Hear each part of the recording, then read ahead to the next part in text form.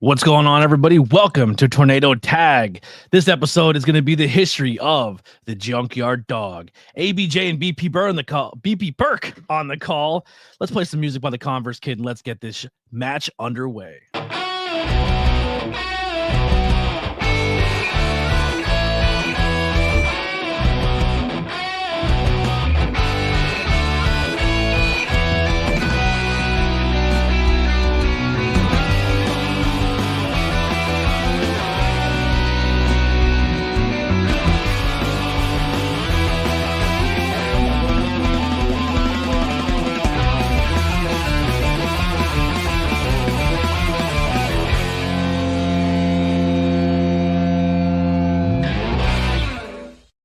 What's going on, BP? We're back for another episode. Trying something a little new here in the beginning, trying to mix it up.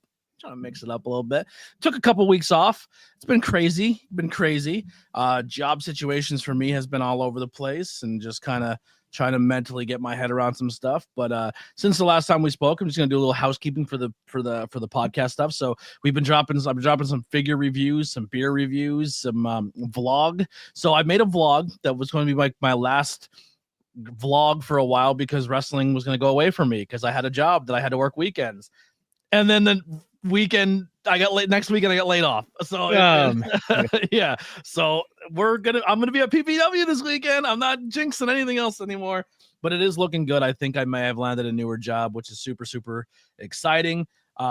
Which I will be able to be off on weekends so we can go and do cool stuff. There's gonna be a lot of wrestling stuff happening in a city that we're gonna be going to on this Friday coming up. So we're going to be making a lot more trips to the old city of brotherly love. If it still exists after this Friday. If it still exists, yeah, after this Friday. But so there's tons of new content. So other things too. If you're a fan of the old Tornado Tag show, right?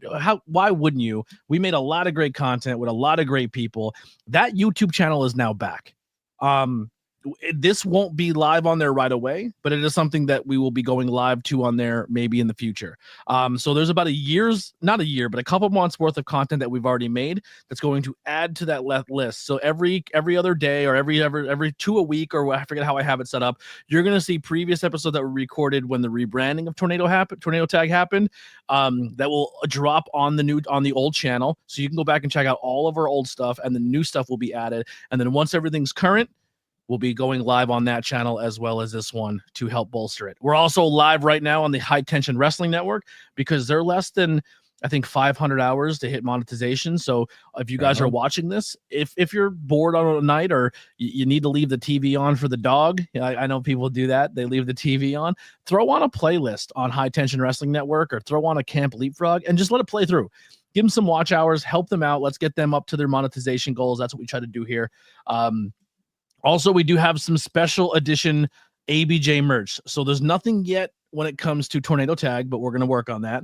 But as of right now, we do have waffle beanies. They're available in 5 colors. They might last another month. I think I'll let them go one more month because maybe I want a couple of them and hopefully I get this job. I can get a couple colors. But this one will be leaving at the end of this month. This is the Dusty Rose. I just thought it was a funny name for the color. I Heart ABJ Valentine's Day hoodie. So that's going to be available for this month. And then next month is already available for St. Paddy's Day, a special edition I Heart ABJ with a little Celtic font. You guys can get that limited edition stuff now. So if you want to start your ABJ collection or stuff that related to the podcast of merchandise you can only get for limited runs, go and support. It helps more than you guys know. Memberships are available for the channel. T-shirts and stuff are available all the time on TeePublic or Teespring. There is some Tornado Tag stuff on there. If you rather get it from Teespring rather than TeePublic, it's completely up to you. It's you still wearing a T-shirt and putting us out there for us for that. So then we also have the cult of ABJ. Lily's plugging it right now. Come to hang out with us in the Discord. We're always there hanging out, doing fun things.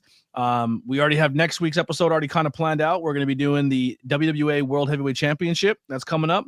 And then we have best on-screen relationships. Me and BP are going to go through a draft. And maybe this one we will pre-recorded and we're going to drop it, I think, next week because you have some stuff going on next week. I may have some basketball commentary duties. Depending on which might have some wrestling What's stuff up? Yeah, attached to what's it. up? Yeah. He might be commentating a basketball match with a current WWE superstar's kid in the game. Yeah. It's pretty neat. What's up? Well, You have to sneak that in you got to sneak that in somehow. I'm just gonna talk about my boyhood hero John Cena the whole time, or just be like, this kid's hitting buckets, or he's the 24/7 champion out here in this court. he's hitting from 24/7, 48/7, 7-Eleven, 7-Eleven, I-47. We saw that title die, if you remember. Yeah, that Nikki Cross threw it away at that Raw in Wilkes-Barre. Yeah, yes, she did. We were there for. I think there was still a lot of things you could have done with that title that could have been fun. Yeah, I think for when you're trying to do something with any wrestling, if you have a social media presence and you're trying to make content, a 24-hour title is a great way to make content. Especially if you just go. Look, if you're going to be silly, and I have mixed opinions on goofy things in wrestling, but if you're going to be goofy, go all out. Yeah, go all out. Don't half-ass it. Just go all out and be like DDT with having like a bowl of rice win your title and a Hollywood Walk of Fame sign. Yeah, and the title itself is the 1000th champion. Yeah. One more little bit of announcement from.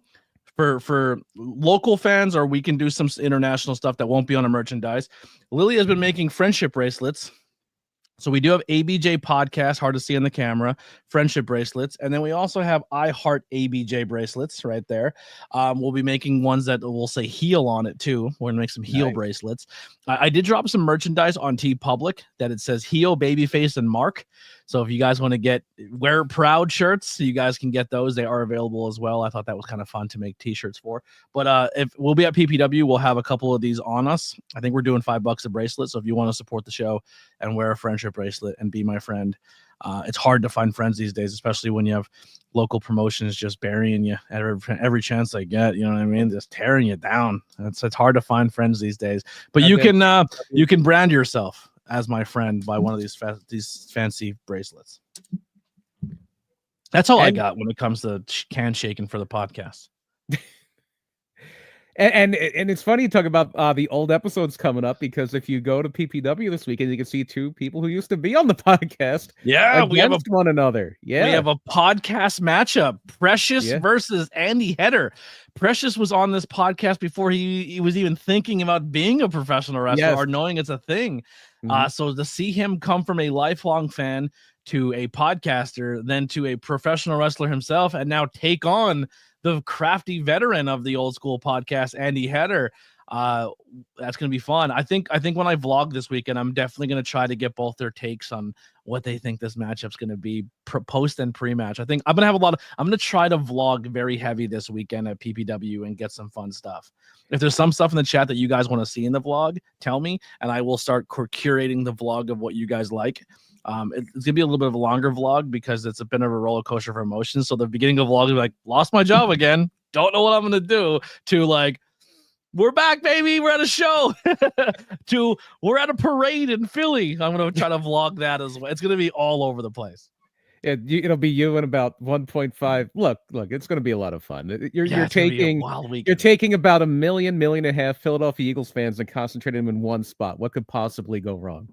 What could possibly go? I'm someone who always reps my team. I'm someone who always reps what I'm proud of.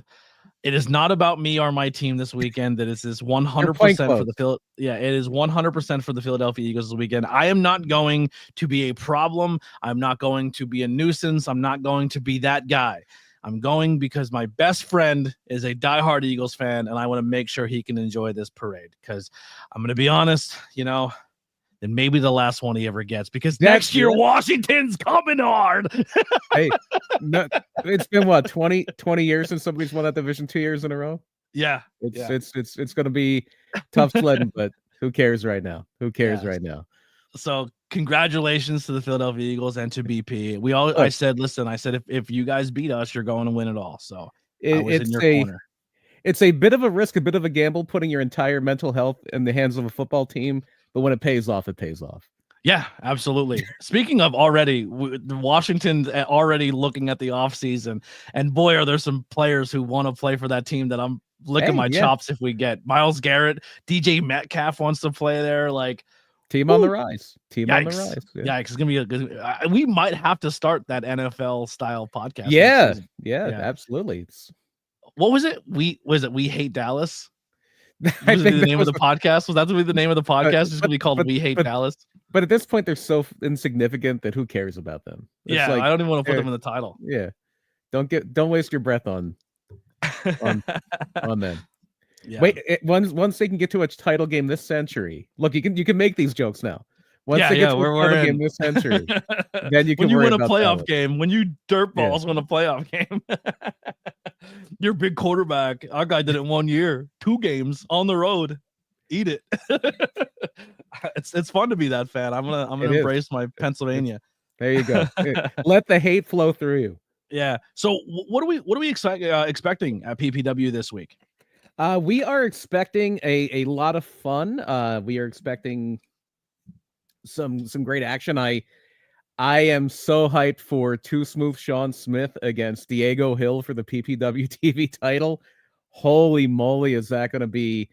As soon as I saw Diego Hill wrestle, I'm like, there's one guy I want to see him wrestle. And he wasn't called Too Smooth Sean Smith yet. He was called... No, he was not. He was still Rocket. But I'm like, these two have to wrestle. And they're wrestling under our roof. And I can't wait for it. I miss Rocket too. So I'm sorry, Sean Smith. I miss that guy. I'm very excited to see him for the first time in a while. So super excited for that. I'm as you're filibustering here, BP. I'm pulling up some match graphics. Yeah, another big one. The main event is going to be, and this is really cool too, and especially given how we are trying to apparently erase these things from the world. I'm glad that we're able to do this. Rembrandt and GKM for the PPW heavyweight title. And as Rembrandt pointed out, he was the first to point out, the first time in the history of PPW in Black History Month, the first time in PPW history that 2 black men have wrestled for the heavyweight title in a main event. You guys did that by design, right? Absolutely not. We did it by, here's our champ, here's the guy we want to wrestle our champ. This was 100% a non-DEI call. This came down to merit. This was the 2 best guys to put in a match. Yeah. So everyone wins, right? Rembrandt's the champ. Rembrandt's the man. GKM has been racking up wins. He's winning titles all over the place. He has won over PPW Nation, and I can't wait for that one. I cannot wait for that one. So agree. I have one more graphic I'm trying to find here, and I cannot find it. I'm pulling Journey Burke Esquire, the ESQ, is coming back. She's taking on Sammy Chaos. That's a thing. I love you, Journey. I love you, Journey. But Sammy is not in a good mind state. She's scarier, even more so than she normally is, and I'm worried for everybody in attendance that day, not just the person who unfortunately drew the card to be in the ring with her. You know what I mean? It's a danger. Like it's a bad time to draw the Sammy Chaos match. You know, when she's in a good mood, she's dangerous enough, and now she's pissed. Yeah, terrifying, absolutely terrifying. I cannot find this match graphic. We have the trio. What are you looking for? We have the trio. Oh, we have a big. I got some high tension matches that I can. Okay, awesome. Yeah, I can announce. Yeah, because they have a show coming up I want to talk about now to kind of get people ready for it. Once for the next PPW show, I will be more up to date with my graphics and save everything. So we'll present them accordingly. But we do have some really cool matchups I want to talk about if you're going to come to the Philadelphia area or if you're in that area. So I want to post them up too. Any other match for PPW before we move on? I do want to mention something you just released, your interview with Travis Norbert. Yes, very good. Thank you so much. Travis Norbert will be with me and with Johnny St. Clair and EJ Kuiper on PPW Spark before the show starts, and then he's a little salty. Travis is unhappy. He's an unhappy camper right now because he thought he had the Manager of the Year locked down in the awards we did at the last show. He did win the most hated personality of the year. How dare them? He was none too happy about. And then he finished second, but he did lose out in Manager of the Year voting to Benny the Basketball, the manager of Jermaine Marbury. Disgusting. And now Jermaine Marbury is Benny in his corner is going to be taking on the crown jewel of the commission, Sugar Dan Stofko, with Norbert in his corner, for the PPW No Limits Championship, and I can't wait for that one. Yeah. Well, I know we're doing the history of Junkyard Dog, but we every episode, if this is your first time here, we also do a recap of what's happening in our local scene. So if you're not from our area, you're like, what the hell are they talking about? Go check it out. Check out PPW Wrestling on social media, and PPW Entertainment. PPW Entertainment on all social media. And as I'm once again clearly filibustering here, I did find more match graphics that I could put up for PPW as well. So I got the whole PPW card also. Right, we went over a lot of it as they pop in, but the graphics look cool. We'll put them up. We'll put them over. Even though those dirtballs over at PPW never share my content, and I put them over every week. Whoever runs on social media is a scumbag. He is. Here's a matchup that I'm pretty pumped for. A women's matchup at PPW. Yes. Yeah. Nahir Robles versus Nat Castle. Nat Castle's. Well, maybe if you're a member of the podcast, you can see episodes before they drop, before everybody else. Nat Castle has yet to be interviewed as a member of Los Toxicos. So maybe two possible future people, I'm going to be honest, that I'm eyeing up for interviews for the podcast. Who are you picking here? Who are you liking? Nahir's got a lot of steam. Nahir has the upset over Sammy Chaos. Yeah. Now, do you have a letdown after that? Does Natty wind up pulling off the or does Sammy come out and just say I'm gonna just take this over? That's terrifying. Sammy could kill it. That's possible in any match. Sammy Chaos could just literally wipe out the building at any time. Yeah. We did talk about this one already. Diego Hill versus Too Smooth Sean Smith. That match is going to be all over the place. Probably, I don't think we've used the rafters yet at PPW, but this is a match that we might have to raise the roof a little anyone bit. Can, all over the place. Yeah. Sean Smith's not opposed to jumping off ceilings. Speaking of Los Toxicos and Travis Norbert, they're going to be in a 3-way matchup with guy who's not having a good weekend, unfortunately. Dio Bando, huge Drake fan, did not enjoy the Super Bowl. Yeah. Mark Alexander, Nolan Pierce. I don't know who that guy is back there with the stupid hair. I don't even want to talk about him. I think he's absolutely terrible. Something. All I remember is he butt chugs. That's all I know about the kid. I think it's a kid. The thing that he does, he drinks, he takes a funnel. I don't know. Something. When I saw him wearing those red and yellow tights, I'm like, yeah, you're done. You're done with me. I'm done with he's awful. He's the worst. I don't even. Why does people book him? He's terrible. Then here's that match we talked about. Tornado tag. Our graphic should be up there. Tornado tag matchup. Andy Header versus Precious. I cannot wait for this one. This one is super, super exciting. I did not think I'd ever see this match, but I'm gonna be honest with you. But it's gonna be fun to watch. We did talk about this one. Yes. Yeah. Christian Robinson versus Malik Delvante. This one is, I think we've seen shades of Malik last Mania, if I'm not mistaken. Wasn't he part of the suplex thing? Am I wrong about that? I believe he was. He has been. I think he may have been involved. I know he's been doing some stuff in AXW. He's been doing some stuff in, I believe, Battlefield. He may be their champion, if I'm not mistaken. Malik is really making a name for himself, and he's a heck of a talent, and that is going to be another match. Malik was at Phantom 6. Phantom 6, okay. Yeah. Now Malik is a hell of a talent, and I can't wait for that match too. That's going to be another one. It's going to be. Yeah. Then we have a tag team match, the Verchano brothers versus I can't even say that. What the hell is that? Los Hios de Viento. Or it should be Los Hios del Viento. The Sons of the Wind. Oh, okay. El Magnifico and I'm gonna say Yuri this. Nagi. I'm gonna say that I'm gonna break kayfabe a little bit. Maybe my heel's gonna come out. Most wrestlers on their masks are like really handsome. I'm happy both these guys wear masks. Jesus Christmas. Terrible. So you're saying they're no Lindsay Dorado? They're no Lindsays. They're no Ediths. They're no Max Zeros. They will never get the handsome moniker if they ever take those masks off. But they are some cool masks. So shots fired. Yeah. I'm just seeing who I can ruffle feathers with. This matchup, there's probably nobody on this matchup that I can probably say anything negative about. I think wait, who's that small child? Oh, anyway, Austin Kingsley the Fifth. He's not a nice guy, but Austin Kingsley the Fifth, Havoc, Al De Niro, who's a guest on the podcast, Xander. I don't know who Xander is. Vincio and Big Dan Champion. Vincenzo. Big Stan. He called me AB. What he called me? AB. Call me something. AJ. He called me AJ. He said, "Oh, AJ's a good guy." He said to somebody. This I thought was funny, so I'm gonna say his name wrong too. I like that bit when you say names wrong. Wow.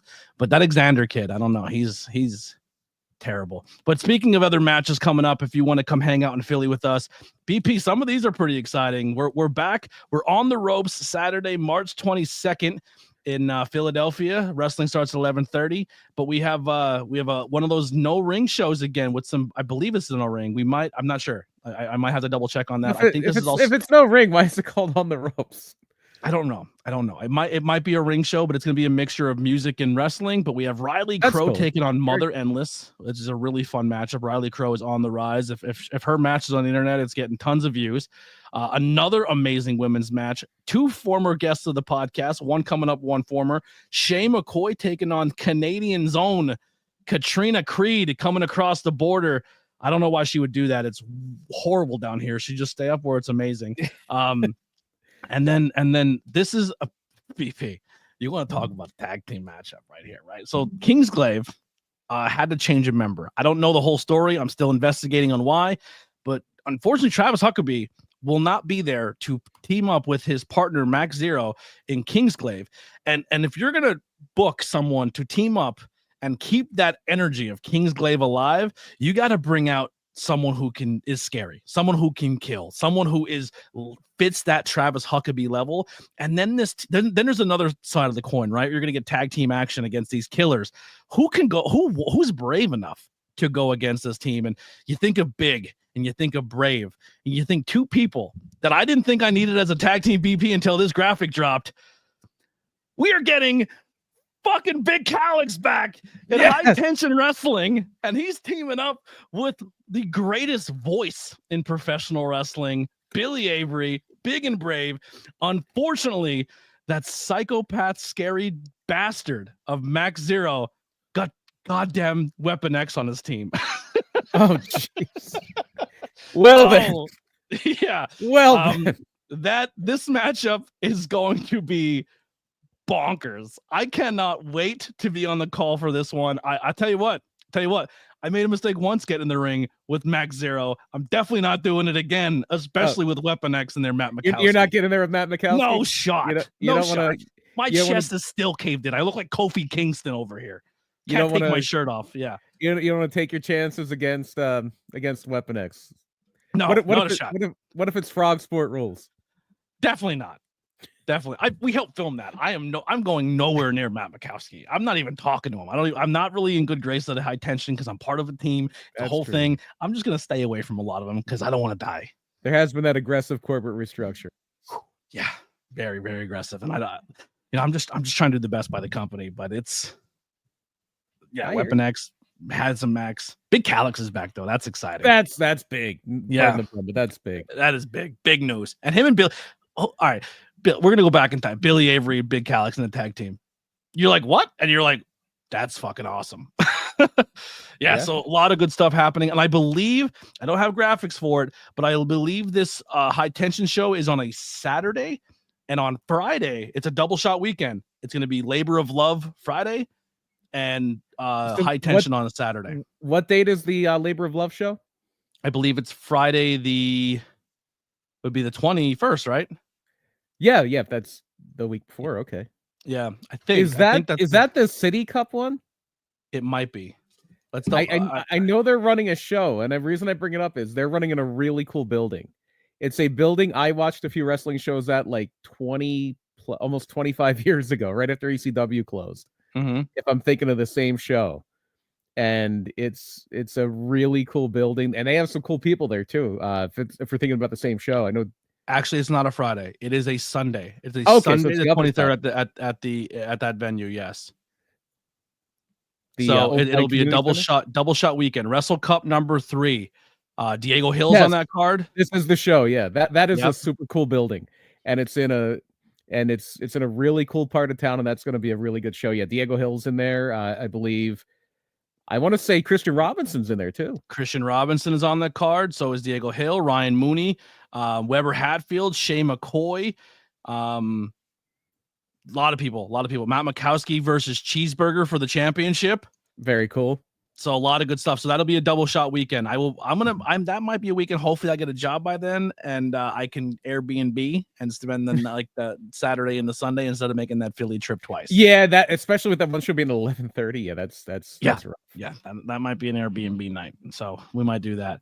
But lots of cool stuff. Very excited. The High Tension brand is exploding now with Labor of Love joining forces, doing the double shot weekend that weekend. 2 amazing nights of wrestling. Come on out to Philadelphia and hang out. Or you can come hang out this weekend also in Slightington, Pennsylvania with us at PPW.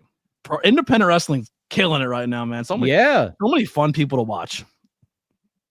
Lots of fun stuff coming up. And again, the cool thing about that building, if they run there in the summer, air conditioned. Yeah. At least it was 25 years ago. It's been a while. Yeah, it might have broke. It might not have gotten fixed. That is a thing in pro wrestling venues.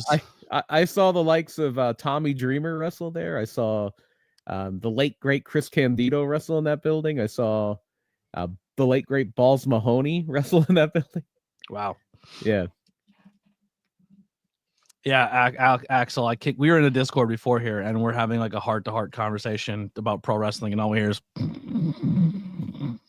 sleeping, out cold, snoring in our ears. Booted him out. All right, let's get into our topic today. Once again, thank you everyone who's joining in, chatting along. Keep the conversation flowing, but we're gonna switch gears a little bit, BP. I'm gonna hot tag you in on a tornado tag rules, which doesn't even exist, and take over here for the history of the Junkyard Dog. So this is a great one, another great one for Black History Month. This is one of the first people who was a crossover star and was really able to be pushed as the man, the number one baby face. You had your Bobo Brazils, you had Bearcat Wright, who was more of a heel. You had Sailor R. Thomas, but the Junkyard Dog was a cultural phenomenon where he was to the point where his effects are still felt to this day in a city that's now very near and dear to my heart, New Orleans. I have a soft spot for New Orleans now. Didn't imagine why. Well, Daniel Bryan won the title there back at WrestleMania 30, and then somebody else may have won a title there this weekend. But anyway, the Junkyard Dog is not from New Orleans. He is actually from North Carolina. And he was another one of the many guys who crossed over from football to professional wrestling. Sylvester Ritter is his real name. Played at Fayetteville. They always said he went to Old Dominion, but he played at Fayetteville State University. He was, and this is a team that wound up having a lot of guys. The Green Bay Packers. Lex Luger was with the Packers for a second. Junkyard Dog was with them a little bit, but injured his knee. And like a lot of guys who have to leave football because of injuries or it just didn't work out for them, Vader was like this. Luger, he turns to professional wrestling. And he's doing okay. He's moving around. He's wrestling in Memphis and around the Deep South and places like that. He actually gets his first real prominence in Stampede in Canada for that Stu Hart there, the big guy. And Stu would love to bring in like these imported heels to take on his sons. It was very much like World Class, but with Canadians. And the Hart Boys would take on. They had a few guys from Japan who they wind up very politically correctly calling the Viet Cong Express. I think it was like Hiroshi Hase and another guy. And so he was Big Daddy Ritter, and he was their North American champion twice. And it's really funny because you think the Harts, you think Bret Hart, Owen Hart, these incredible wrestlers, this standard of excellence, the people who came through that dungeon. Yeah. Look, Teddy, look, you can criticize Teddy Hart for a lot of things. He's good in the ring. His wrestling is fairly low on the list. It's that's probably the only redeeming feature. It's fairly low on the list. But and listen, not the greatest of humans, but he did love cats, you know? Yeah, well, again, not the greatest of humans. So just set him up to knock him down. So where where the Junkyard Dog is born and where the Sylvester Ritter's story really changes is after he has this run in Calgary, he finds his way to Mid-South Wrestling, which is Louisiana, parts of East Texas, Arkansas, that whole area. And the lead guy there is Cowboy Bill Watts, who is a legendary wrestler himself, a great promoter, somebody who is a very controversial guy.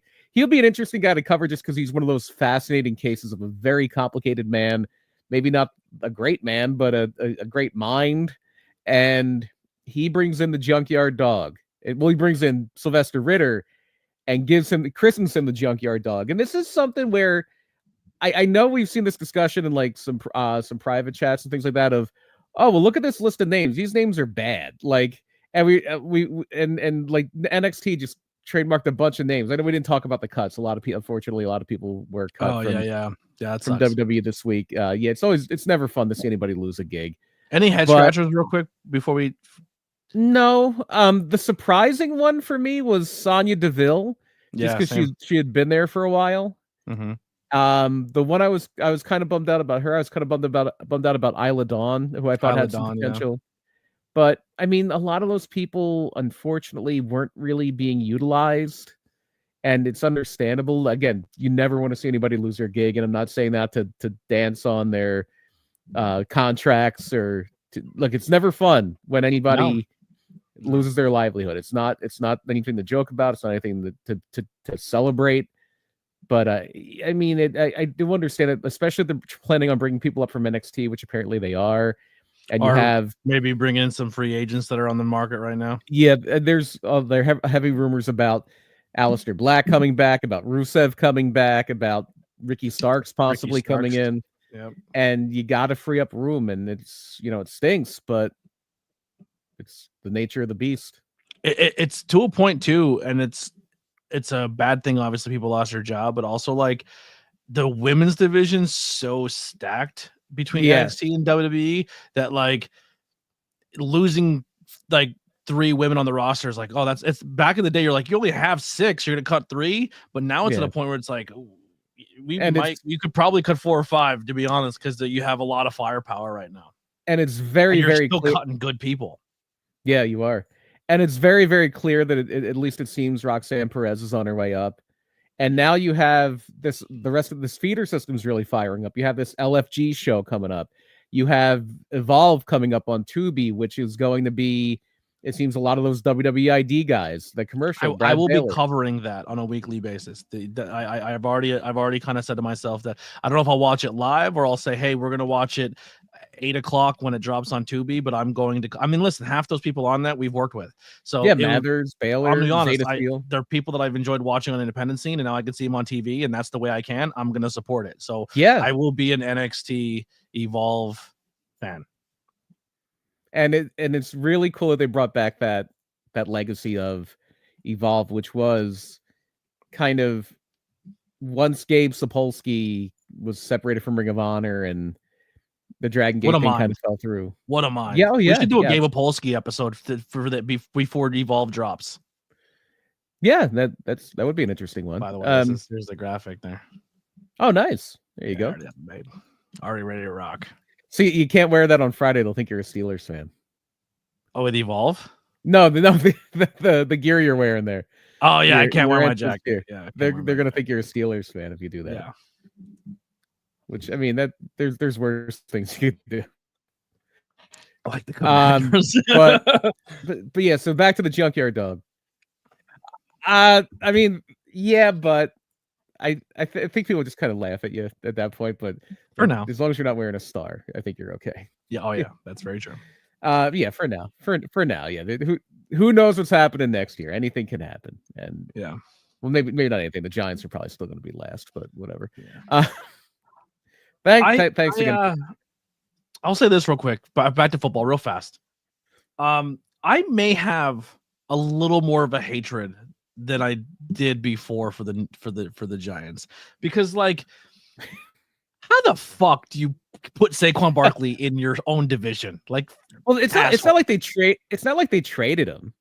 They let him walk. If they traded him, then you're like, because that's the whole thing. You only trade a guy within your division if you feel like they have nothing left. Like, it's pretty clear, and they were correct. Like, when the Eagles traded McNabb to Washington, they're like, okay, we think the tank's pretty empty on this guy.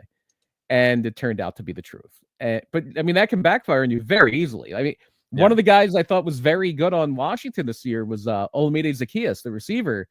He was with the Eagles last year, but they didn't trade him to Washington. They just let him walk. I mean, the Commanders did trade Dotson to Philly. Worked out for 1 touchdown this year. And a first down. Like he came. I'm fine. Everything went okay. It's all okay. It's all good right now. Like, he got a ring. Good. He got a ring. He's from PA himself, and he walked out with a ring from his city. That's cool. Yeah. People are going to be so bad about the whole football talk on this one. Speaking of football, the Junkyard Dog was a football player. There's a guy. He's a football player.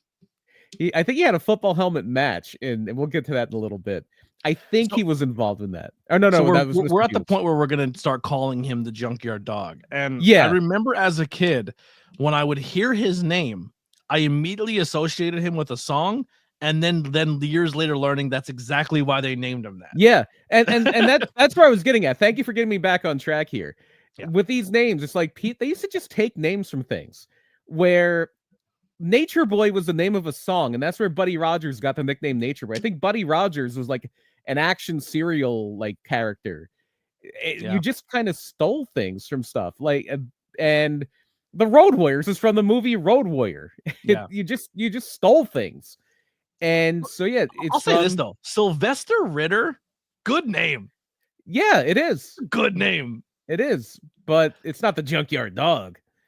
But it's from that Jim Croce song, Bad Bad Leroy Brown. Yeah. Tougher than old King Kong, meaner than a junkyard dog. And that was Junkyard Dog's, or I'm going to probably say JYD a lot. Junkyard Dog, JYD, same thing. That was his theme song. He would come out in Mid-South to Bad Bad Leroy Brown. And he pretty quickly became the biggest star in that area. And this is where the complicated history of Bill Watts comes into play, because Bill Watts is a very controversial figure. And it's more for what happened way later, because by 1992, when Mid-South Wrestling is long gone, and we can talk a little bit about why that happened. I think we may have covered that before, where they were getting raided. Like, we'll get into what Junkyard Dog leaves, Butch Reed leaves, Ted DiBiase leaves, a lot of his stars leave. And he winds up having to sell to Jim Crockett Promotions. And the other really tough thing that happened is, even though he was doing really well, he wants to try to go nationally, rebrands to the UWF. His bread and butter towns are still in Texas, Arkansas, Louisiana.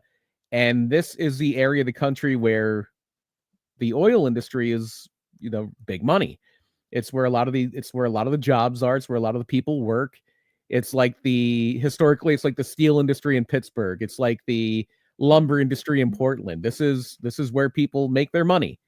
And then what happens with Mid-South is the oil industry tanks. The oil industry is devastated in the late 1980s. And a lot of these people lose their jobs, and the economy in that area is hit really, really hard. And a lot of people that were coming to his matches couldn't afford to come to his matches anymore, and he sold. But Bill Watts finds himself in the leadership position in WCW because he's seen as this great wrestling mind, and he was. He absolutely was. But he did an interview with Wade Keller of the Pro Wrestling Torch, and I don't remember the exact quote, but he said something like about how if I own a store, why should I have to let black people shop at my store if I don't want to, or why should I have to let gay people shop at my store if I don't want to?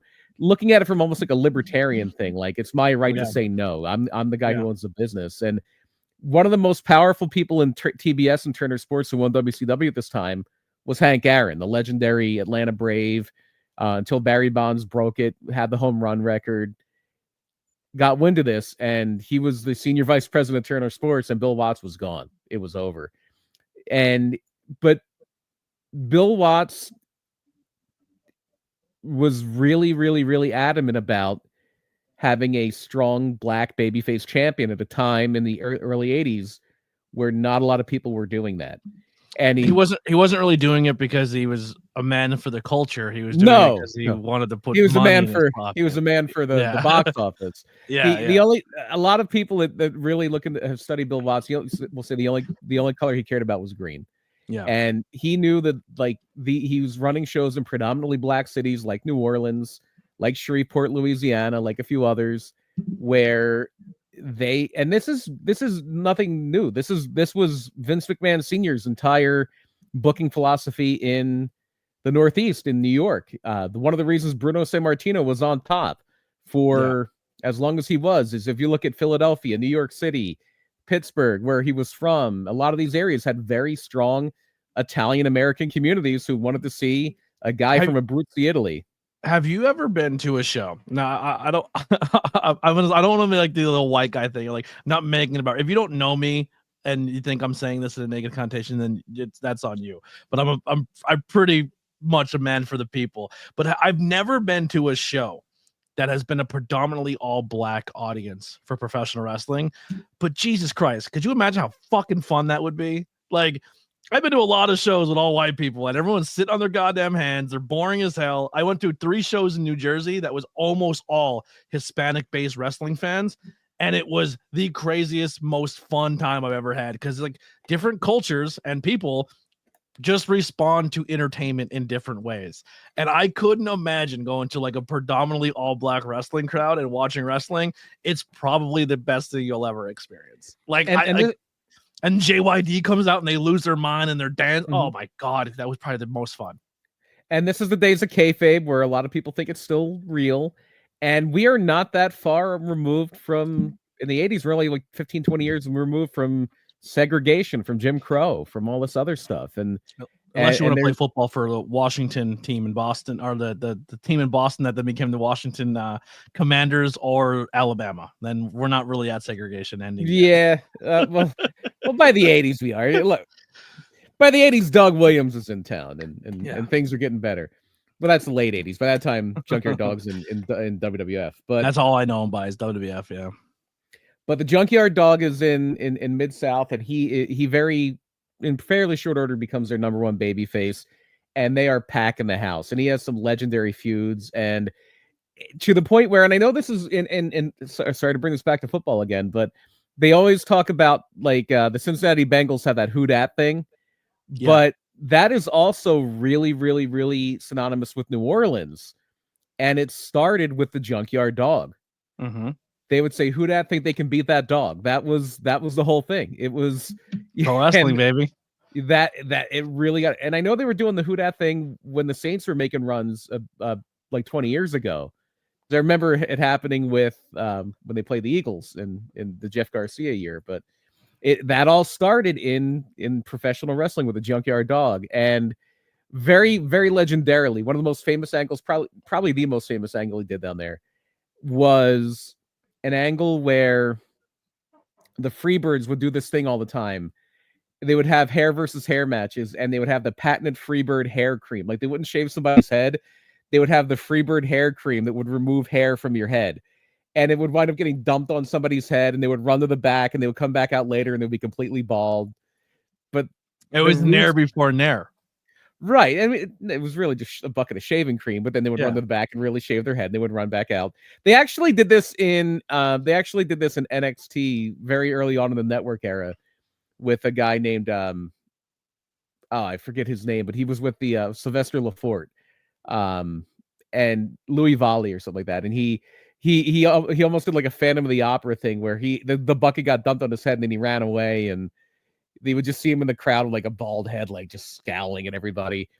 But what they wound up doing with this angle was, it's actually something that ECW kind of took for the Sandman many years later, but the hair cream accidentally wound up in Junkyard Dog's eyes. And they said the caustic chemicals in the hair cream made the Junkyard Dog blind, and he had to retire. And JYD sold this. He really made people think that he was completely blind. He would walk around with like dark sunglasses on and like bandages over his eyes. he had to pretend to be blind while his daughter was graduating high school. Like it was. I watched a photo of him selling the blindness. Those bandages look terrible. But people bought it. Yeah. People bought it. And then they did a thing. People bought it. And there was this whole angle where there's a match with him and Michael Hayes, where Michael Hayes had to wear a blindfold and the Junkyard Dog was just blind. And legendarily, Hayes is a heel, so he takes the blindfold off.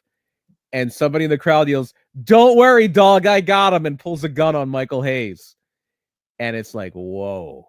They've got a lot of heat for this. Now, when this happened, according to Dark Side of the Ring, JYD's on the outside of the ring, and the gun is literally like next to him. Like the guy, like he can literally grab his hand and stop this from happening. Right, but he can't because he's selling blind. Yeah, because he would sell blind, and kayfabe was so real back then that he's like, well, especially in Mid-South. And I was wrong. It was his daughter's birth, not a graduation.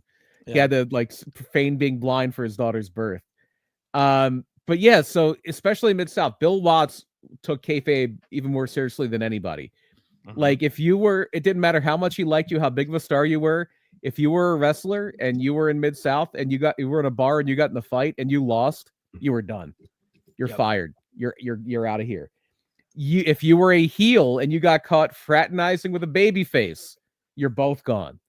Like he took it to another level of seriousness, and because the crowd believed to the point where a lot of the heels, especially the heels who were going up against the dog, like Ted DiBiase or Michael Hayes, they would have to park like a mile or two away from the Superdome or wherever the Superdome, but they would have to park a few miles away from the Superdome or wherever they were wrestling that night. You have some communication coming in? Yeah. I just got word from Head that at the 8 o'clock hour, which is less than 10 minutes away now, we have a giant announcement. Coming from High Tension Wrestling. Big stuff. Right on. Head just told me. At 8:01, we have an announcement to announce right here on this channel that's going to involve the city of Philadelphia and High Tension Wrestling. Oh my. All right. Two of my favorite things, the city of Philadelphia and High Tension Wrestling. I think you're going to like this one too. I bet I will. So the Junkyard Dog is blind and he's but he makes some miraculous. Oh, we're talking about the cars. Yeah, they would have to literally hide in the boot of like a referee's car or something like that. Like just literally hide in the trunk and be driven in that way, because if people saw them getting out of their car, that car was done. Yeah, that car was tires slashed, the doors would be taken off, the wheels would be taken off, the steering wheel taken off. They did not play around in New Orleans, and they loved him. It was the same level of popularity that like a Jerry Lawler had in Memphis, or Hulk Hogan had nationwide a little while later, but it was concentrated, especially within New Orleans, but with some other things. And they would always have some little wrinkles to the story. I know we talked very famously about the gorilla suit incident because it was a little bit of an inspiration for something I did in my booking last year, where there was a match between, it was supposed to be Jim Duggan and Ted DiBiase against the dog and I believe Mr. Olympia. And they said Duggan was in a wild bar brawl the night before and he got arrested. He's not here. But look, we have the gorilla mascot from the local high school. He's here to entertain the crowd. And Matt Bourne takes Duggan's place, and the gorilla interferes, and it's Jim Duggan. Yeah. And it was a loser leaves town match, and the dog had to leave town for a little bit. He had another loser leaves town match where DiBiase turned on him and cost him the match. And he came back as, they don't do this. I wish they would do this angle again. They haven't done it in a while. He came back under a mask as Stagger Lee. The last time we had it was Mr. American. That guy should have stayed gone. Yeah. Yeah. He's still around. Now he makes shitty beer. Yeah. American beer. Yuck. I'll never drink it. No, not at all. So, but Stagger Lee is like the Midnight Rider thing where everybody knows it's the Junkyard Dog. Everybody's in on the joke was like, well, if we find out it's him, there's going to be hell to pay. I don't know who the first guy to do this was. And I know Dusty did it twice. Dusty did it with Uvelde Slim. He did it with the Midnight Rider.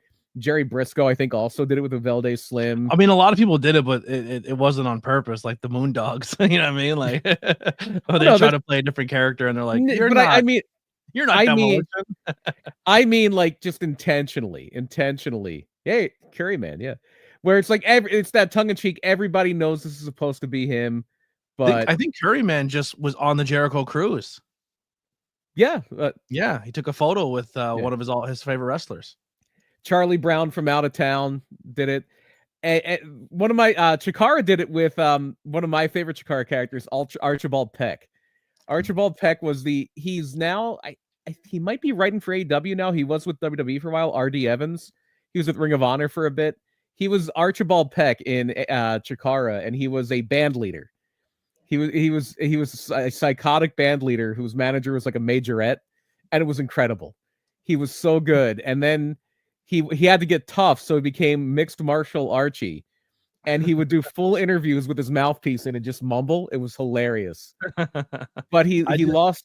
I just showed Lily a video of the Colony coming to the ring for a match to marching ants, and they stop the music and they stop marching. And then they start playing the music and they march again.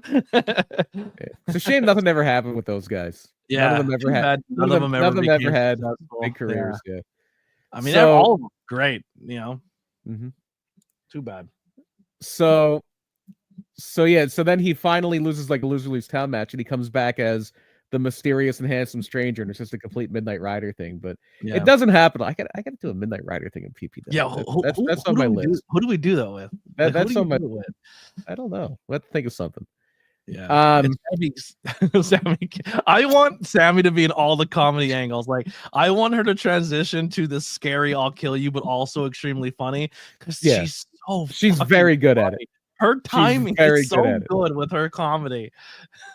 It's impeccable. I love when someone heckles her in the crowd, and she just like just a subtle look, like, kills me every time. Her timing is and even with backstage her timing is on point. Good. So what does she call? What does she call Scarlett Johansson or whatever? Anything but. Usually Nancy, but sometimes it can be anything but Scarlett. And she's so forgettable. She's an easy name to forget. Yeah. Jessica, I think Jessica was the latest one, but it's usually Nancy. Because if somebody else interviews Sam, you're not Nancy. You're not. Where's Nancy? Anyway, back to the Junkyard Dog and Stagger Lee. Eventually, he's going to leave for real, though, because as he's really, really, really hitting that apex of popularity, he's one of the first guys that's on Vince McMahon's radar when it's time to raid the territories. And we're going to go to each of these areas, and we're going to take all their major names. We're going to take the Junkyard Dog. We're going to take Hulk Hogan from the AWA. We're going to take Bobby Heenan from the AWA. We're going to try to poach as many people as we can. And one of the big ones is the Junkyard Dog. And for a while, he is kind of like the number 2 babyface behind Hogan. Yeah. And to the point when Hogan gets that cartoon, that rock and wrestling cartoon in the mid 80s, Junkyard Dog's one of the main characters, especially when they phase out Wendy Richter, because they were phasing out Wendy Richter. The Junkyard Dog is like one of the main guys on that cartoon. And he, in WrestleMania 1, he has a really big spot against Greg Valentine for the Intercontinental title. A little bit later, I've never seen an episode of that cartoon. I don't think I have either. It's a little before my time. So I think it came out in like 85, 86, and I'm in 85. I'm 2 years old. I have to seek it out. I've never seen an episode of it. I probably watched it and don't remember it. Like my memory of watching wrestling really crystallizes in like 1988. That's when I'm really. That's when I can look back and go, oh yeah, like that's when I went to my first show. That's when I really have those like really hardened memories of like right after WrestleMania 4. That's where my wrestling memory really starts to kick in. With Junkyard Dog, that's when he's kind of winding down. By WrestleMania 2, I believe at WrestleMania 2, he is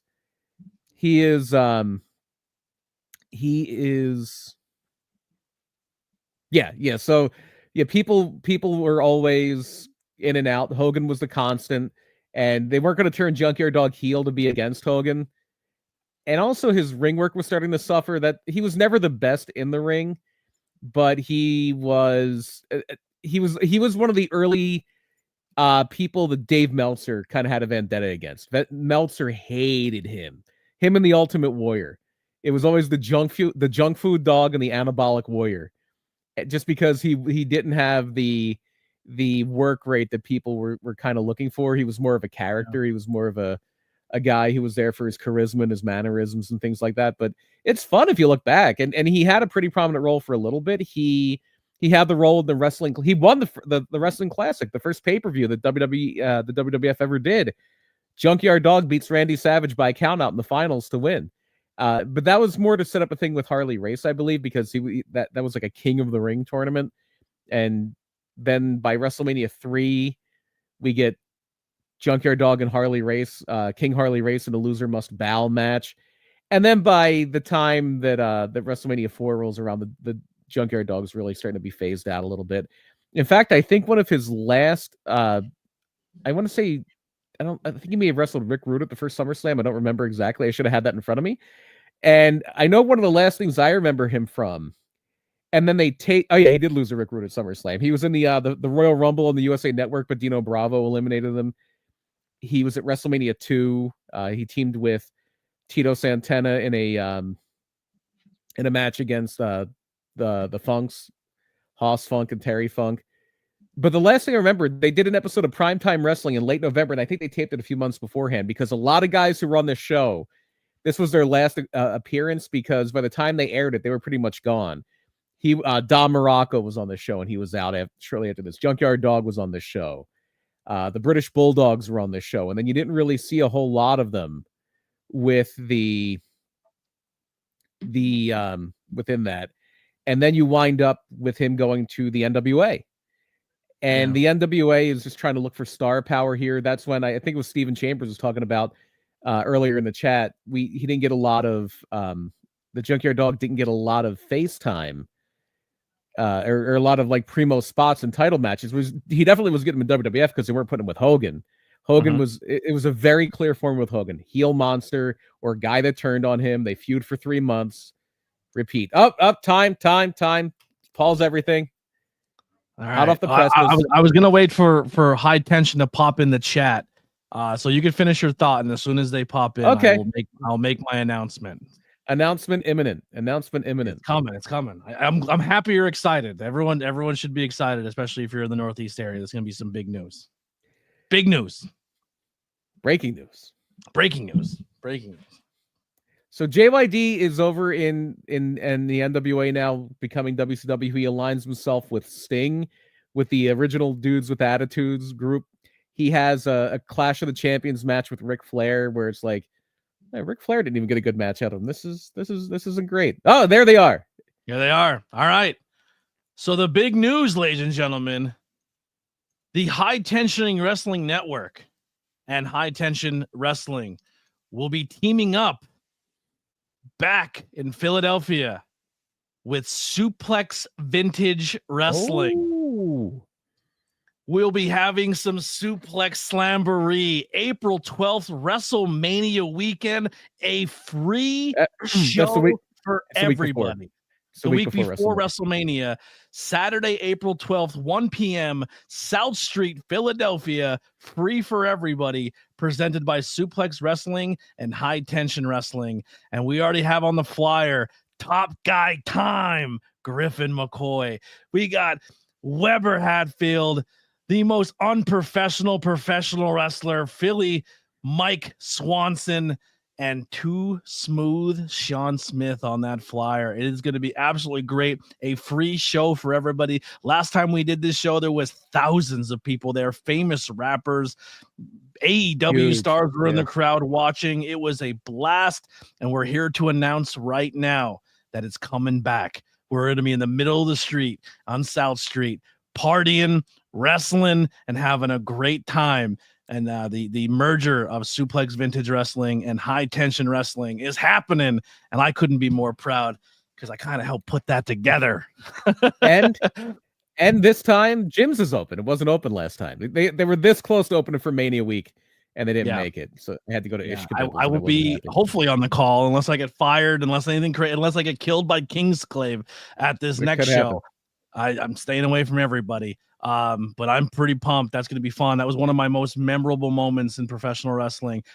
Sorry. And Vinny's Barbershop is a sponsor of that as well. Cannot forget him. Maybe I'll get him. He'll cut me up. You know what I mean? Not cut all the way off. I'm not doing a loser leaves hair match or whatever, anything like that. But that's a great way to put that. Loser leaves hair match. I love that. Just someone shaves my head or something. Not leave your hair. Yeah, you leave your hair in the ring. It's a loser leave it in the ring. But no, thank you for letting us break that news. We're excited. We were already kind of talking about earlier in the show. We were plugging the On the Ropes match. Is this a no ring show, or is this a wrestling ring music band deal? I forgot to ask you that when we were talking. Also, the next day we were plugging the Labor of Love show as well. It's going on. We're gonna try to make it an entire Philadelphia weekend that weekend and have some good parties. Loser leaves hair as a keeper. It's a good one. I'll just go good one and just drop it in the ring and head out. You know. Yeah, in that venue. What if you wrestle somebody in a loser loser loses their hair match and they show up to the ring bald? Well, then they already kind of lost, didn't they? No ring matches during an all-night rave. There it is. So it is no ring. Why is it called On the Ropes then? That was BP's question. It's always the stickler for logic. Always the stickler for logic. But no, I'll run through it again real quick while High Tension's here. Riley Crow versus Mother Endless. Super excited for that one. Shay McCoy versus Katrina Creed. Kingsclave, the scariest mother effers in the professional wrestling, versus Big and Brave. We love it. We love us and Billy Avery. And the return of Big Calix to High Tension Wrestling, which I'm super excited for. Always one of my favorites. First show I've ever produced was Big Calix was the host of. He was big. Yeah, it was the first Can't Believe Frog show I was at. Yeah, that was Big Calix is our introduction to our birth of working for High Tension, Frog Fort and heavyweights. Yep, a lot of fun. That's going to be a good night. And I love that High Tension and Labor of Love and all these people are really bringing that independent wrestling scene back to Philadelphia. There you go. Okay. The ropes tie in with a BDSM exhibitions that will be going on as well, presented by Desiree Slays. Tickets sold already for me. I'm already there. You had me at wrestling, raves, and Desiree's going to be there? Where's my... Yep. Take it. Take my money. Shut up and take his money. All right, let's finish out JYD and close out this episode. Huge thank you once again for High Tension Wrestling letting us drop that news and going live on their platform. So make sure everyone listen. Seriously, if you guys, they're super close to their watch hours. So in between times, like I said, if you got to leave the TV on for the dog for the day, if you go out and you just want to leave your computer on, go over to High Tension, pick a playlist or two, put them on, let them run for the day, and come back and just give them that love. Let's help them get their monetization so they can make a couple extra money. So that company can then use that money to put their content out and help maybe get a couple extra bucks in their pocket so they can do cool shows. They're also doing a GoFundMe for a trailer so they can start traveling more and they can do more shows and they can transport rings, not just for themselves, but for their collection of the High Tension Wrestling Network, because there's a lot of good shows that can be done more if the ring can actually transport a lot easier because U-Hauls are expensive. So also head over to High Tension and support that GoFundMe as well. Right on. Definitely do that. And we're pretty much done with the Junkyard Dog's career. It's winding down by the time he hits WCW.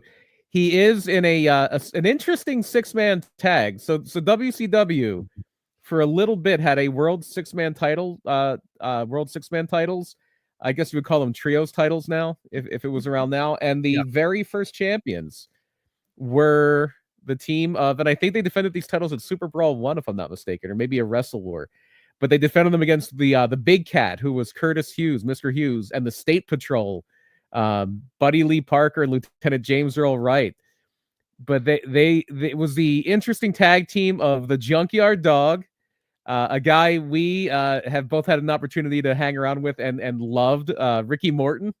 Yes. And And a guy I also really love, a crazy person, Wildfire Tommy Rich. Somebody say fired up. Somebody say something about fired up. We might have got him a little fired up outside. I forgot he's on my list of wrestlers we smoked with. That list is one for me now, but it's a pretty big one. Well, actually, there are a few wrestlers. You have the one I wanted. I wanted that one so bad. I came in the back and I was like, I just came in and I just went, you son of a bitch. He's the first wrestler he's the first wrestler I gave a joint to. I didn't have to smoke it with him, but I gave him one. There you go. Bro. So no, I do have something that was given to me by Tommy Rich though, because one of the times we were doing the convention, one of the times it's my favorite story. One of the times we were helping out at the convention in Hamburg, I believe it was 2022, and that was the day like we hosted the meet and greet with Demolition. We had some other stuff going on. That was very cool. And so we were walking around just filming content, and Tommy Rich. It was Tommy Rich and Ronnie Garvin. Ronnie Garvin was just very, very respectful. Oh, thank you for. It's always good to see the fans. Like he was just in his French Canadian accent, and then Tommy Rich is just on. Somebody say something about fired up. I'm so glad to be here in Hamburg, and he's that's on the old channel. If you guys want to see that, Brian got that on camera. Yeah, it's up to 11. And at the end of the day, I'm like, Tommy, thank you so much. It was so cool. I'm a huge fan. Like, thank you for doing that. He's like, oh, no, thank you, brother. Thank you. Here you go. And he reaches onto a table and he hands me an autographed picture of Demolition. He just stole an autograph from Demolition's table and gave it to me. And it's on my wall. So we worked at Demolition and I didn't have the balls to ask him for a photo or an autograph. I didn't get an autograph from them until Paul Bowe was like, didn't you host something with them? I go, yeah. And he goes, and you didn't get anything for it? He goes, I'm like, no, it's one of my biggest regrets. And he's like, here. And he gave me an autographed Demolition photo. And he's like, why would you not have that? I'm like, I don't know. I said, Brian got one from fucking Tommy Rich. Oh, it's almost as cool as getting a free autograph because we gave the Headbangers beer. You have a free picture, yeah. Yeah, I have your autograph still. I still have it. Okay, so it wasn't autograph. I still have your autograph. We got an autograph and picture from the Headbangers. They got on the microphone and said, "Whoever brings us over a beer gets a free autograph." And we had a case of beer for Earl Hebner. Yeah, of course. Coors Light at the ready. Well, it was right after his brother died. His brother passed away. Understandable. Yeah. But I had purchased the Coors Light before we knew Earl wasn't going to be there, and brought it over like, hey, we have beer at the ready for you. Yeah, that was awesome. That was a very tag team heavy convention. It was a lot of fun though. Yeah, the Acclaimed were there. That was the same year the Acclaimed were there. Yep, before they became like the Acclaimed. Yeah, they were like right on the precipice of blowing up. It was the first time they just left when Billy Gunn just left them the first time, and then went back to the Guns. And then when they came back the second time is when they blew up. Yep. Just to close up the Junkyard Dog here, he does wind up lasting a little bit longer in WCW. Did a few things on the Indies. Made an appearance at ECW. I think they were in the New Orleans area. They were in the area for something, and he was there. And this is where his daughter's high school graduation. I'm assuming the same daughter who was. Yeah, it was not the York Foundation. Junkyard Dog and the York Foundation, though, would have been interesting. Sylvester Ritter sounds like somebody who could be in the York Foundation. It was a babyface team. It was Ricky Morton, Tommy Rich, and the Junkyard Dog. But now I'm really upset that we didn't get heel Sylvester Ritter in a suit as a member of the York Foundation. He needs a middle initial though. What's his middle name? He would have had to have been. I don't see his middle name here, but Sylvester A. Ritter. That would have been amazing for the York Foundation. I want to turn a wrestler heel because he's like a huge baby face, but I want to turn him heel and make him like Shelton Benjamin, where he just kills everybody. And I want to change his name from what it is now, and I want to change it to Sylvester Ritter. Ritter. You know who it is? Who's that? Mookie Summers. Okay. I want to change Mookie till Sylvester, and I just want him to kill everybody. Sylvester Summers is a good name. Yeah. Go halfway. Sylvester Summers. Yeah. That's a good name. Yeah, it's a great name. I think Sylvester is just underrated name. I think they think of the Looney Tunes character, but it's a dope name. Or Sly is good too. Sly Ritter. Yeah, but if it's the York if it's the York Foundation, you can't truncate names. All the people in the York Foundation, it was Terry Taylor became Terrence Taylor, and Ricky Morton became Richard Morton, Thomas Rich. You had to have the full name. You had to have the full name. Those were just the rules. But unfortunately, shortly after that appearance with ECW, as Junkyard Dog was driving home from his daughter's high school graduation, he fell asleep at the wheel, rolled his car, and unfortunately passed away in 1998. And his daughter, LaToya Ritter, was actually it was the person who accepted his induction in 2004 when they revived the WWE Hall of Fame. They had stopped doing the Hall of Fame inductions for about almost 10 years at that point. I think they stopped around 95, 96. When they brought it back in 2004 for WrestleMania 20, he was part of that first class with Bobby Heenan and Mr. Wonderful Paul Orndorff and Tito Santana and a lot of other guys.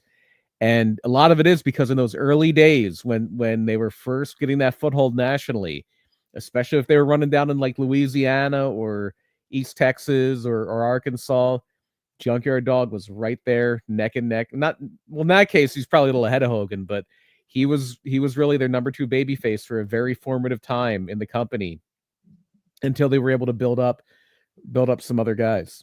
Yeah. And just to kind of give some love to some more independence things here, there is maybe not so much now because he is a heel, but one of my favorite guys on the scene, very influenced by Junkyard Dog, even to the point that his character is a dog. Malcolm from Security Inc., very JYD inspired, where you would even get on all fours and headbutt. Yes, and guard dog Malcolm Murray. Yeah, the guard dog Malcolm Murray. So he's very influenced by him. Another guy on the scene. If you like that old JYD style, go check him out from Security Inc. They're a team out of Creative Pro Wrestling. They do a lot of work at AXW and some stuff at PPW every now and then. Reigning tag team champion. Yeah, so reigning tag team champions at AXW. Yeah. And then the other thing, like Junkyard Dog always had great music. He had Bad Leroy Brown, and then when he first gets to WWF, they use Another One Bites the Dust by Queen, and then he has one of the top tracks on that first wrestling album they did, the infamous "Grab Them Cakes." We love to grab them cakes. Oh, is that all you do? Is that all I do? Yeah. I mean, that's my favorite thing to grab. You know what I mean? It's a lyric from the song. That song has a great background story. So that song was a very low performing, very obscure single by I guess rapper named, I believe, Captain Chameleon, if I'm not getting the name wrong. And he had another song called Jive Ol' Foe. And it may have been Commander Chameleon. I think it was Captain Chameleon. Now I got to look it up. But it was the pseudonym of David Wolf, who was Cyndi Lauper's manager and boyfriend, and who was one of the people that really facilitated the whole rock and wrestling thing. And they took this song he had made. It was Captain Chameleon. They took this song he had made, just experimenting with rap in its infancy in like 1981. And they had Junkyard Dog and another singer redo it, and that became his big theme song. And then shortly after that, they took his other song, the B-side to Grab Them Cakes, which was Jive Ol' Foe, and they rewrite the lyrics to fit a heel manager, and it becomes Jive Soul Bro, the trademark theme music of the Doctor of Style Slick. Yeah, it's funny because now Grab Those Cakes for me is a double meaning, because it's I'm grabbing cakes and there's a cake tattooed on the cake. There you go. It's cake squared in our household. Yeah, cake to the second power. Yes, that's a lot of cake grabbing around here in these parts. That is all you do. Compound. Yeah, tons of cake. I want to be diabetic soon. BP, anything you want to talk about before we close out and get out of here? I think we've already shamelessly plugged the PPW show enough. It's this Saturday, February 15th. If we don't get washed away in a sea of green in Philadelphia the day before, we will be at PPW. we will be at PPW. It's gonna be a big weekend. But yeah, it's gonna be a lot of fun. It's gonna be a big night. Some really exciting matches, and hopefully it doesn't snow. Yeah, definitely. My last thing I want to kind of bring up is when I think of JYD, I always try to give you like a Mount Rushmore or like a list. We always try to do like a list at the end of an episode because I think a lot of people like that. When I think of JYD, obviously the music and the style and the energy and the dancing. But I think for me, one of my favorite things about JYD as a kid is every wrestler that sticks in my mind that wasn't like that I gravitated to had a good prop. That chain, yes, iconic. Yeah. Where does the chain rank when it comes to accessories in professional wrestling? The JYD chain. It's a pretty good one. I because he had the chain and so did Hercules, and around the same time, which was always interesting when two people would have the same thing. It's up there. Yeah. See, I think of the voice. He had that very distinctive gravelly voice. I'm the Junkyard. Yeah. No. He was very Shaft. He felt like Shaft a little. Yeah. Yeah, a little bit of a lag, I think. I just kind of ran out of things. No, the chain was super cool. Yeah, and yeah, that's when everybody had a prop, and his wasn't a living animal, which is always good because those animals weren't treated so well. Yeah, well, what? He had a dog, right? No, the Bulldogs had a dog. They had Matilda. Oh, okay.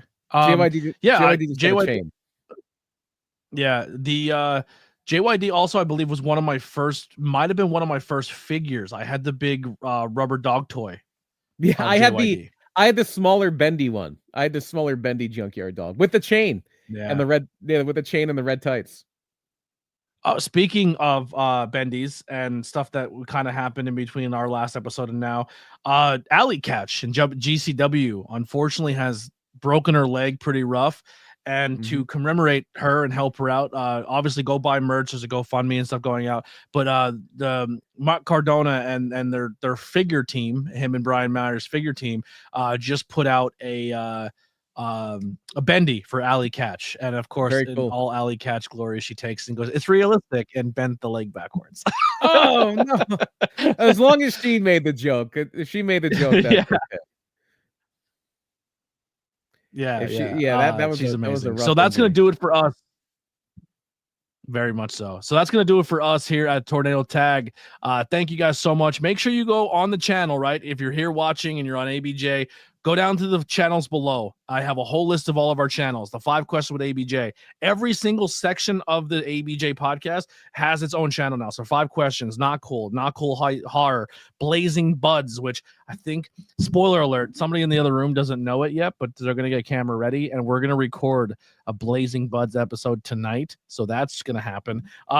And our very first one as well, too. So there's a lot of content coming out. Truth Behind Illusion. It's all below Banging Beers. So make sure you go and support those channels, subscribe to them. New content is dropping, so go drop some thumbs up on it. Go watch some of it. Also, go watch some stuff over at High Tension and help them hit their monetization goals. We hopefully will see you this weekend at PPW and these upcoming shows in Philadelphia. We love you guys so much. We will be back next week with the history of a title. Oh, never mind. We are out of Blazing Buds, so we may be not recording that tonight. All right, false alarm. It's grab some merchandise so we can restock on that because Lilly is a psychopath and destroys it on us. We're going to be doing the history of the WWA Heavyweight Championship, the Los Angeles one. We'll be doing that next week. Actually, or not next week, 2 weeks from now, because I think next week will be the pre-recorded. Yeah, next week we have to do a canned episode. Relationships. Yeah, so get your list of who you guys think would be on your pick for relationships, on-screen relationships and professional wrestling. And we'll see you. We won't be live next week, but we will drop that episode. Maybe because we're not live next week, I'll spoil you with a secondary Tornado Tag of me reviewing another match. I have one in the works right now I'm working on with Tony Cheney. So although if you want to get really old school, that taped one could be a car ride episode. We haven't done one of those in a long time. The which one? The taped episode. That might be. Oh, that might be do one on the way to PBW, do one on the way to Philadelphia. That might be a wee hours of the morning eating Wawa. All right, I'm with it. I'll bring the camera. I'll have extra batteries. We'll get it done. That'll be interesting. That'll be we're gonna film a lot that day. All right, we'll see you guys next time. Here's some music by the Converse Kid, and we will see you guys next Tuesday, whether it's live or not. Come hang out with us in the Discord. Follow us on all social media. We'll see you soon. Bye.